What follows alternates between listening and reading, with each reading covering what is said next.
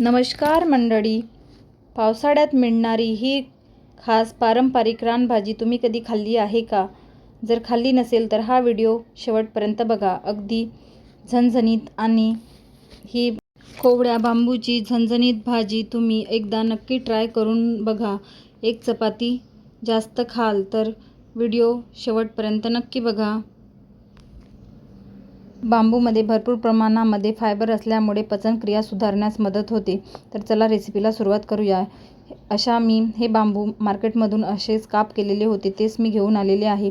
तुम्हाला जर अख्खे बांबू मिळाले तर त्याची वरची आपल्याला साल काढावी लागते. त्यानंतर आपल्याला कट करून घ्यावे लागते. इथे हे ऑलरेडी कट केलेले आहेत. त्यानंतर आपल्याला ह्याला 2 ते 3 पाण्याने चांगल्या प्रकारे स्वच्छ धुवून घ्यायचे आहेत. स्वच्छ धुवून घेतल्यानंतर त्याला आपल्याला एकदम बारीक बारीक असे कट करून घ्यायचे आहे. तुम्ही हे चॉपरमध्ये करू नका, कारण चॉपरमध्ये केलेलं एकदम जास्तच बारीक होणार, ती भाजी खायला चव लागणार नाही. तर बघू शकता इथे. त्यानंतर असे एक एक चकती पकडून आपल्याला एकावर एक ठेवून त्यानंतर अशा पद्धतीने कट लावून घ्यायचे आहे. त्यानंतर हातामध्ये पकडून अशा पद्धतीने बारीक बारीक कट करून घ्यायचे आहे. तर बघू शकता इथे व्हिडिओमध्ये दाखवल्याप्रमाणे तुम्ही कट करून घेऊ शकता. आणि जर तुमच्याकडे जर अख्खा बांबू, हे मी जे बांबू घेतलेले आहेत ते ऑलरेडी सोलून घेतलेले आहेत आणि त्यावरची साल काढलेली आहे. तुम्हाला जर अख्खे बांबू जर भेटले तर त्यावरची सुरुवातीला साल काढून घ्यायची आहे आणि त्याला स्वच्छ धुवून घ्यायचं आहे. त्यानंतर आपल्याला बारीक कट करून घ्यायचं आहे. तर अशाच पद्धतीने आपल्याला संपूर्ण ज्या बांबूच्या चकत्या आहेत त्या आपल्याला पूर्ण बारीक कट करून घ्यायच्या आहे. एक लक्षात घ्यायचं आहे, एकदम बारीक फाईन कट करायचं आहे. तुम्ही हे चॉपरमध्ये करू नका, कारण चॉपरमध्ये केलेलं तेच जास्त भाजीला चव लागणार नाही. अगदी ते जास्तच फाईन होतील. ही भाजी दातामध्ये थोडीशी खाताना दातामध्ये येते, तर ती खायला छान वाटते. तर बघू शकता. त्यानंतर अशा पद्धतीने आपल्याला संपूर्ण जी बांबू आहे ते कट करून घ्यायचे आहे. बांबूमध्ये कमी कॅलरीज असल्यामुळे वजन नियंत्रित ठेवण्यासाठी मदत होते. यामध्ये भरपूर प्रमाणात पोटॅशियम आणि मॅग्नेशियम आहे. तर बघू शकता इथे आपल्याला संपूर्ण भाजी आपल्याला अशाच पद्धतीने कट करून घ्यायची आहे. इथे बऱ्यापैकी कट करून घेतलेले आहे. त्यानंतर मी हे एका प्लेटमध्ये काढून घेत आहे. इथे आपले बांबू कट झालेला आहे. त्यानंतर त्याला आपल्याला एका प्लेटमध्ये काढून घ्यायचं आहे. अशाच पद्धतीने आपल्याला संपूर्ण जे बांबू आहे ते अशाच पद्धतीने बारीक बारीक कट करून घ्यायचं आहे. त्यानंतर आपल्याला अजून एक प्रोसेस करायची आहे, ते मी तुम्हाला सांगते. त्यासाठी व्हिडिओ शेवटपर्यंत बघा. त्यानंतर आपल्याला हे बांबू उकडून घ्यायचे आहे. त्यासाठी मी इथे पाणी गरम करायला घेत आहे. तर त्यामध्ये एका भांड्यामध्ये मी जवळपास 7 ते 8 ग्लास पाणी गरम करायला ठेवलेलं आहे.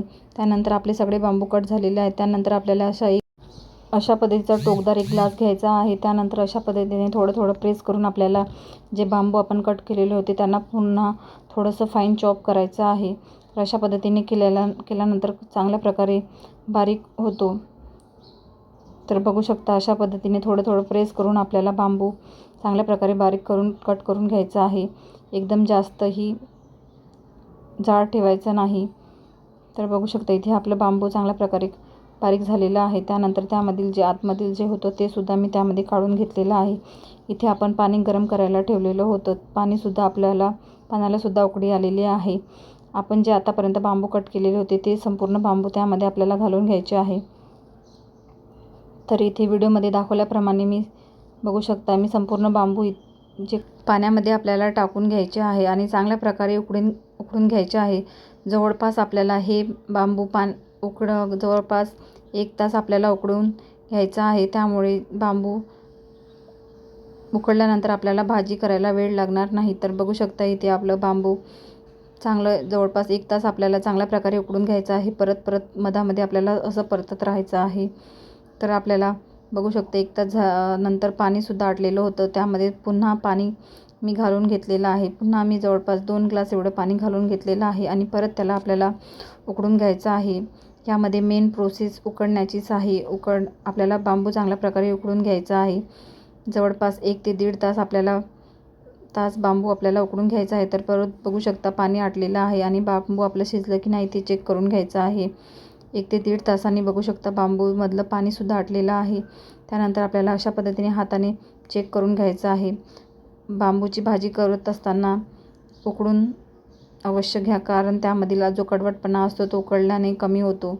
तर बघू शकता त्यानंतर आपलं बांबू शिजलेले आहेत. त्यानंतर आपल्याला हे त्यामधील पाणी काढून घ्यायचं आहे आणि चांगल्या प्रकारे 2 ते 3 पाण्याने स्वच्छ धुवून घ्यायचं आहे. परत एकदा आपल्याला 2 ते 3 पाण्याने स्वच्छ धुवून घ्यायचं आहे, ही गोष्ट लक्षात ठेवा. त्यानंतर आपल्याला इथे बांबू आपल्याला 2 ते 3 पाण्याने आपण स्वच्छ धुवून घेतलेलं आहे. त्यानंतर आपल्याला हे बांबू जे आहेत ते काढून घ्यायचे आहेत.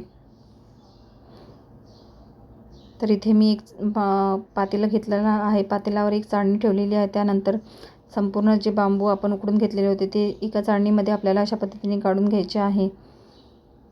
तर इथे मी व्हिडिओ शूट करत असताना लाईट गेलेली होती, त्यामुळे थोडं डार्क दिसत आहे, तर प्लीज समजून घ्या.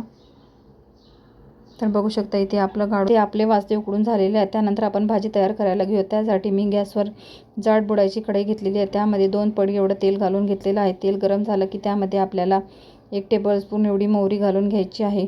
मोहरी चांगली तडतडली की त्यामध्ये 1 टेबलस्पून एवढं जिरं घालून घ्यायचं आहे. जिरं आणि मोहरी आपल्याला चांगले तेलामध्ये तडतडू द्यायचे आहे. त्यानंतर इथे मी 5 ते 6 लसणाच्या पाकळ्या खलबत्त्यामध्ये ठेचून घेतलेल्या आहेत, ते सुद्धा त्यामध्ये आपल्याला घालून घ्यायचे आहे आणि चांगल्या प्रकारे तेलामध्ये लसूण परतून घ्यायचं आहे.